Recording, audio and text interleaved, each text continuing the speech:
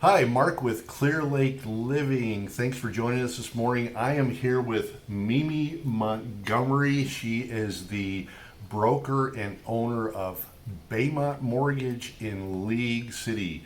Thanks for joining us this morning, Mimi. Yes, thanks for having me. Now, stick around till the end. I'm going to show you all the information to get a hold of me or to get a hold of Mimi, so we'll put that up for you.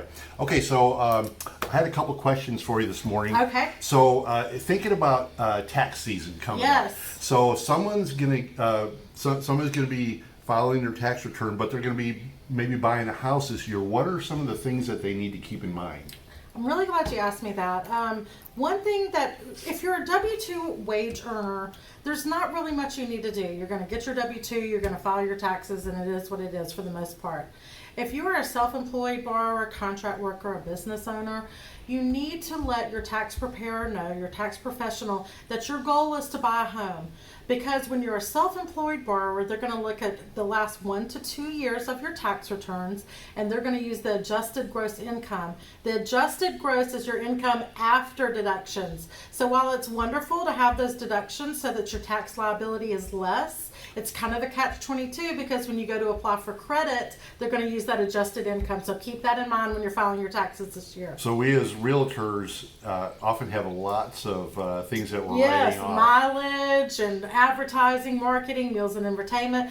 Make sure you convey that information to your tax professionals so they can steer you in the best direction in filing. And they're going to take 1 to 2 years of tax returns. Okay, so kind of along those lines, if someone's expecting to purchase, can they use the tax return, the return that they're going to get to put as a down payment? I'm glad you asked that because I have, particularly this time of year, people are asking me, can I use my tax return?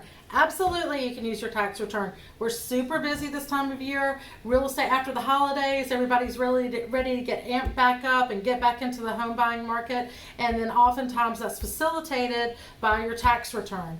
So if you have a tax return or you're anticipating a tax return, certainly you can use that for your down payment and closing costs. Just keep in mind that the lender will want to source where the income's coming from, so you can show the bottom line of your tax return. If it's direct deposit or checking account, we can get around that no problem. I can walk you through it, my team and I. But definitely use your tax return for a down payment. It's a great time to buy. Okay, so staying on along the lines of tax returns, ideally you wouldn't owe anything at the end of the year, but the reality is you're going to get a return or you might owe something. Now, and then some of those returns might be smaller, some might be really huge. But for somebody that's maybe expecting a moderate return, they're going to use that for a down payment. Do you have any low down payment programs that would kind of fit? We do. We have a lot of low down payment programs. Lower down payment options, we have a couple of 3% down conventional loans, Fannie Mae Home Ready, Freddie Mac Home Possible. There are income limits on that. In our area, the income limit is $61,680 per year. But that's a lower interest rate, lower MI. It's a really great program. Of course, FHA, that's not just for first-time home buyers and low income. That's an awesome program. And then we also have down payment assistance options if you're interested. We even have no income limit down payment assistance. And then USDA and VA are 2 government loans with no down payment that are awesome, and we do a lot of those as well. How are the rates right now? The rates are historically low, if you can believe that. In fact, I read an article this week, in the past week or so, they've gone down again. So we're really able to help our borrowers get the lowest monthly payment and taking advantage of these low rates. Fantastic. Okay, so we're gonna end it right there. But if you have questions or comments, please submit them right here on the channel. We'll get them answered for you. If I don't know the answer, I'm going to get Mimi to answer that for you. I'm going to include all her contact information from her. So if you have some specific questions that you want to ask, you can reach right out to her.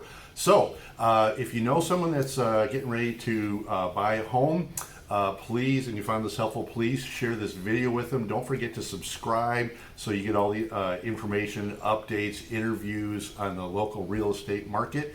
Thank you again for watching with Mimi Montgomery from Baymont Mortgages. This was so fun. I hope I get to come back soon. You will. Bye for now.